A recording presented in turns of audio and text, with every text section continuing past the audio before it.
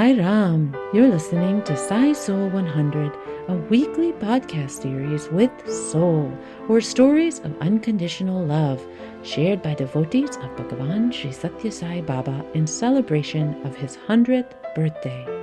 We invite you to listen in on these motivational stories of his constant loving presence in devotees' lives. Offered at his lotus feet by the Sri Satya Sai International Organization USA, Mid-Atlantic region. Welcome to Sai SOUL 100. Sairam, dear listeners, welcome to Sai SOUL 100. Our guest today is Dr. Suhasini Jonnavithula, who is joining us from Long Island, New York. She'll be sharing her stories of Swami's guidance in her life. Sairam, Sister Suhasini, welcome. Sairam, Sister Piraba, thank you so much for having me. Please share your story. So I grew up in a Sai family, and my mother is the one who brought Swami into our lives. Like her family in the 1950s, where got into the Sai fold, and she got married in 1960, and then she introduced Swami to my father, and father's always from my childhood, and considered Swami as my only God, as my living God that I knew at that time. And I was a Balavika student in Chennai, and also a Sundaram bhajan singer. So I had like very close darshans and sparshans of Swami growing up. And I came to this country in 1988 when I got married, and completely lost touch with Swami at that point, like attending a Sai center or going to Puttaparthi or any such thing. But Swami is always in my heart, having grown up in that kind of a family and having all those experiences as a child. So today my talk is going to be about how Swami guided me. Being a physician, I just feel like I'm an instrument, and Swami is working through me. And he has shown me over and over again how he is the supreme doctor and he is a master healer. So this first story is in 1998.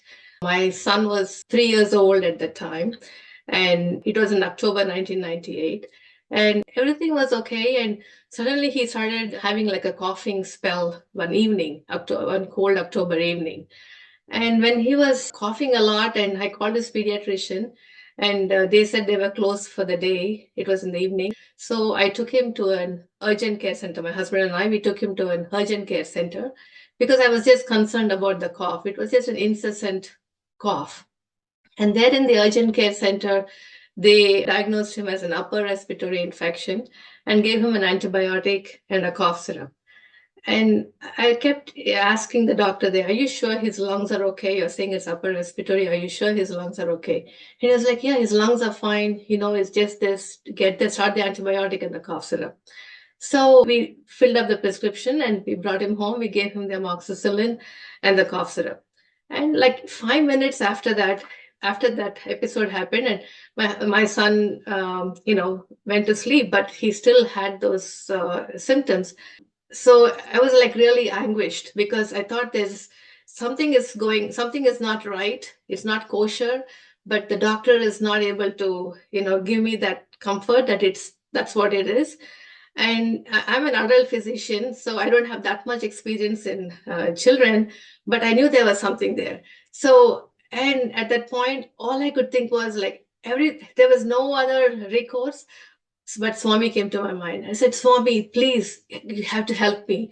What is going on here? And then at that moment, I was like really saying Sairam and praying, and a vision like flashed to me, Lord Ganesha, the idol of Lord Ganesha and the Flushing Temple, and Swami. And the words came, go to emergency room, go to ER. So I told my husband right away, we have to go to the ER. So immediately we bundled up this 3-year-old little boy who was sleeping. We bundled him up and we went to the ER. And when I went to the emergency room, it was like about half an hour to get there. So I just took, as he was parking the car, I just took my son in and went into the triage. The nurse was there and she's like, and I said, I just rushed into there. And then she was like, let me take the vitals. And she took the vitals. And before I knew it, she just rushed the baby inside the emergency. She didn't ask us for nothing, no details, no insurance. Usually they ask everything, right? Insurance card, this, that, nothing. They just took him, rushed him inside the emergency, into the acute area of the emergency room from the triage area. And we were like just so shocked. We were sitting there. And then somebody came out 5 minutes later and said, your pulse ox of your son was like 90. It was just going down. And he was an acute status asthmaticus. And every minute counts here. And that's why we just rushed him. And you all have to wait here. You cannot come into the emergency room because he's in the acute area. And at that point, that lady started taking down all the information, his name and this and that and all the insurance card and all that. And after 1 hour, they came out again and they said that we gave him 7 to 8 treatments, the nebulizer treatments, back to back to back to back, to get him out of that episode, that very severe breathing episode. And I mean, it's a rare case where they don't have the wheezing or anything. It's just came in. The first time he had it, the asthma attack was a status asthmaticus. So they kept him in the acute area for like 3 hours or so. And after 3 hours, when the pulse, the oxygen saturation went up and he started like a little bit, coming out of it, then they allowed us to come into the emergency room to see him in the acute area. And my God, the poor kid, he had like all IVs all over, oxygen and the whole thing, the whole 9 yards. And we were so, so, so grateful that we were able to see him, alive and doing a little bit better. And then they shifted him to the intensive care unit after that, to the pediatric intensive care unit. And there they gave him the steroids and the nebulizer treatment. But, this happened, we took him around 8 o'clock or 9 o'clock or something. And at 3 o'clock in the morning, he was in the intensive care unit. And suddenly my son started talking sentences. He's 3 years old, started talking full sentences, all like very hyper. And we were so shocked because, to tell you the background, my son was not talking at all. He was hardly said any words. And at 1.5 years, when he was 1.5 years old, the pediatrician was very concerned. So the pediatrician said, let's start him on speech therapy. So the speech pathologist used to come to our house twice a week. And, she would play with him. She gave him toys and books and everything. And every time she'd ask him any question, he would just point like this, he wouldn't even talk to her too. So then at this point, when he got all the treatment, the nebulizer treatment that they give makes you very hyper. Your heart rate goes up and all that. So that made him so hyper, I think. I don't know what it was, but he was talking full sentences, like on and on and on. It was such a miracle for us. We said, oh my God, we never even thought that we would come to this stage. And the whole thing, the whole episode, it was like such a dark cloud, but there was a silver lining because, it brought out, first of all, Swami brought him back to life for us. And then he opened up. So anyway, he was in the ICU for 4 or 5 days. And then, he came back home and, so he was getting treatments and all that. I felt like, Swami had given my son his life. And also he opened up some problems that he had. He opened it up completely and made it all okay. So this is, I feel like really Swami at that point is like a divine healer, a supreme doctor. It seems like at that point when you felt that dire need for his guidance or his help, the vision that you had taking to ER, with Swami's vision and Ganesha's vision, that is quite a miracle for you to take him to ER without even you recognizing there was a sign or a symptom. But that's the guidance, that's the guidance I got. And there's a heart-to-heart connection that we all have with Swami. We just have to, recognize. Swami always says, Namasmarana is the best form of exercise in sadhana in the Kali Yuga. And you reach out to me with sincerity, with despair, and I am there for you. I will guide you. And he has shown this in this incident. So that really strengthened my faith so much that after that, it's like always Swami, everything. So the next incident I wanted to share happened in 2016. So this is one of our dear Sai brothers in our Sai center, and he was diagnosed with leukemia, and he was in the hospital, and he needed like a lot of blood transfusions, and there was so much of anxiety and so much of fear, and at that point I had to go to India because my mother was diagnosed with breast cancer. So I went to Chennai to be with my mother, and we live very close to Sundaram, Swami's abode in Chennai. So I went to Sundaram. I used to pray there in Sundaram for everybody. And then on the day that I was leaving, I got like a huge poster of Swami, like Abhaya Hasta. And I got two, one for my altar and one for this Sai brother. So I just, in Sundaram, they have all these things. I pointed out to that picture. I said, pack two of that, roll it up, and I want to take it. So they rolled it up for me, and then I brought it here. And the first one, I took out the first one and I framed it. And I kept it in my altar. So I wanted to meet the Sai brother in his home. So then I had got a frame for that poster as well. So then when I took that poster and I framed it, and as I was framing it, I noticed that from Swami's hand, Abhaya Hasta, red dots coming down. And it was like, that was meant for him because he was needing blood transfusion all the time. So he was in the hospital. So when I took that, I said, "Oh my God, this is like a sign from Sundaram, from Swami, that I am here for you. I am taking care of you." So when I took that framed picture to his altar, and he just got discharged and he came home and he was continuing to have the treatments, he said, "This is Swami's calling card to me, that I am here. And he put it in his altar immediately, and he said that he was having like a lot of blood transfusions and all that, and continuing to.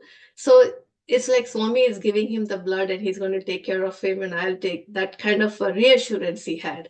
So he felt like so much he had one more, I don't want to tell about what he had. He had one more sign from another devotee also. So these two signs gave him so much of positivity that Swami is with him and Swami is taking care of him. And this happened in 2016, and to this day he's cancer free.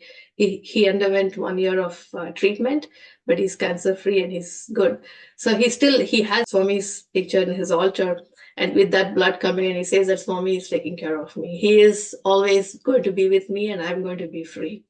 But to have that mark from Swami's hand, those red drops, coming out, probably, people can say what they want to say, but for us who have faith in him, we feel like he is giving the blood, he is giving the treatment, right? So, and it's not the picture that you framed for yourself. It came in the picture that was intended for him. The duplicate. It's the same picture. It's quite a miraculous feeling for you to recognize that you really, although you're a physician, you're trained to do all of these things, you're not the one who's in charge of all the healing. Ultimately, like I have been realizing over the years, that we do what we can, but finally the one who really heals is God. We are just instruments. We are here instruments to, what we have learned, we have to give it, as medications or as treatment, whatever it is.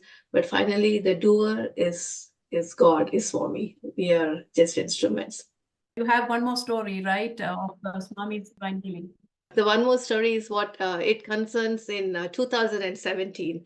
Like 5-6 Sai families from our Sai center, we went to a camping site in upstate New York. And this happened in July. It was like, July 15th. I remember the date as well. July 15th, 2017. So we were all in upstate New York camping there. And that morning we cooked breakfast outside. And as we, everything was fine. We were all joking, laughing. And then we said, okay, the ladies will, go separately in one car and do something else. And the guys will take the children, the fathers will take the children, and they will go to an amusement park.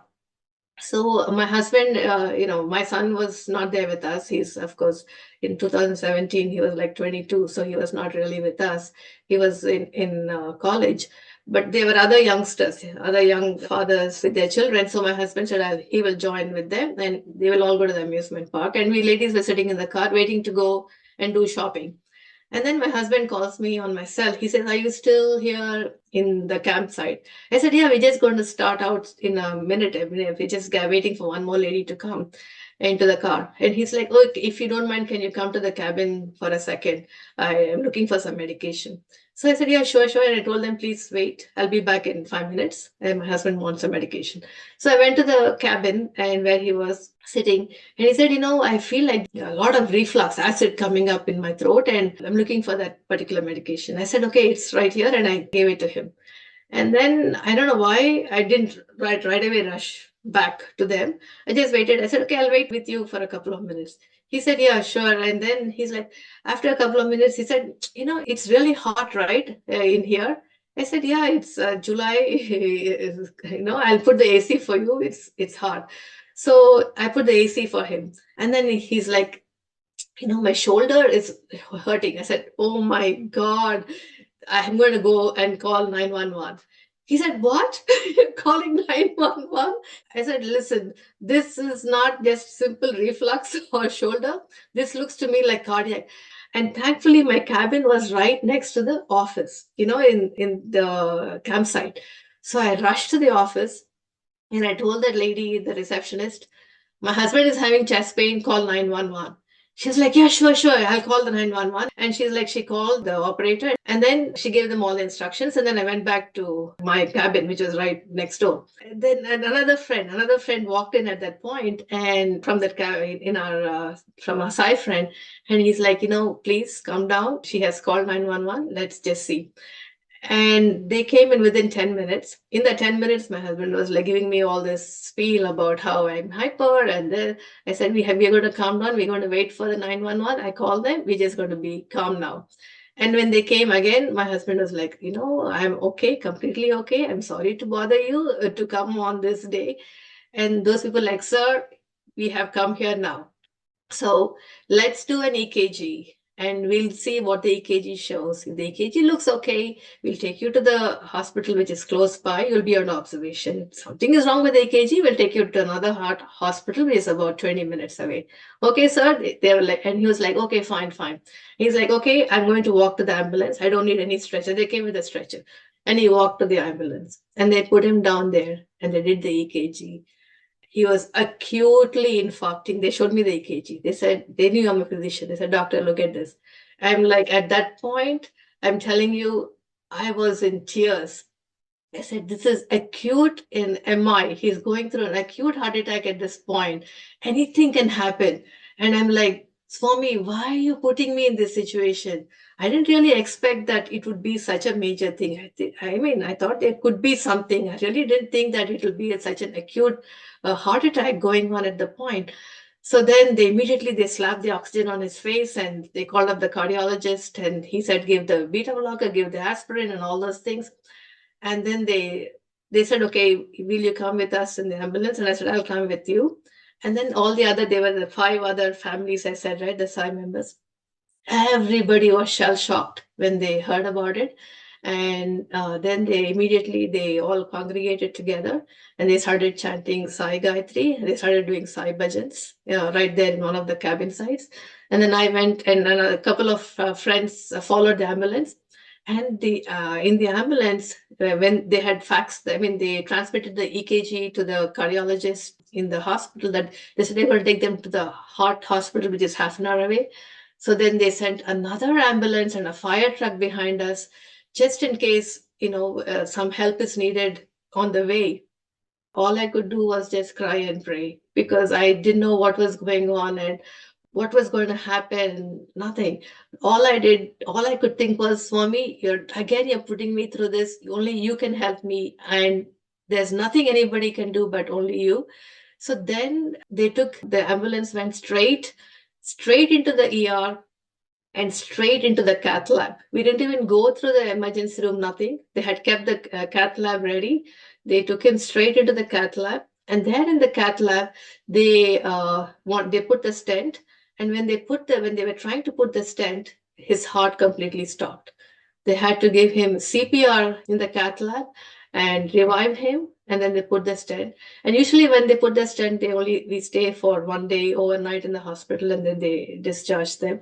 In this case, because he had all these complications and his heart stopped and he was throwing a lot of ventricular arrhythmias, they call that, we had to stay in the coronary care CCU, the coronary care unit, for like 2 nights, and he had to get the IV medications to calm down his heart. So he went through a lot, and again, Swami's grace, everything is fine. So the common thread in all this is that there's only so much we can do, but it's all divine grace, divine guidance, and he is ultimately the healer. And without him, he gave us life back. He gave my son life back. He gave my husband the life back. And I really, really feel so grateful to Swami. And every time I just pray, Namasmarana is always there in the back of my mind. And I keep telling Swami, just guide me and help me and bless me in whatever I do, and in every action, in every thought. And I feel that we are so, so blessed to have Swami in our lives. And I thank you for giving me this opportunity for sharing these wonderful experiences in my life. Sairam, Sister Suhasini, truly your stories demonstrate that Swami truly is the divine healer, and then all you have to do is this intense heart-to-heart connection and call on him, and he will come. He will be there, and he will show that his hands are what's working, even though you're a physician. And Yes. Somehow he gave you the intuition and the insight to take action, even though you don't have evidence in front of you. Right. And later on, he goes on to say that your timely actions are also a contribution to him doing his work of being the divine healer. Yes. Thank you, Sister Suhasini, for being here with us. Sairam, dear listeners, thank you for joining Sai Soul 100. If you'd like to get notifications of upcoming Sai Soul 100 stories, please subscribe to our Sai Soul 100 channel and click on the bell. You have been listening to Sai Soul 100 with Dr. Suhasini Jonnavithula. I am Prabha Swaminathan. Until next time, Jai Sairam.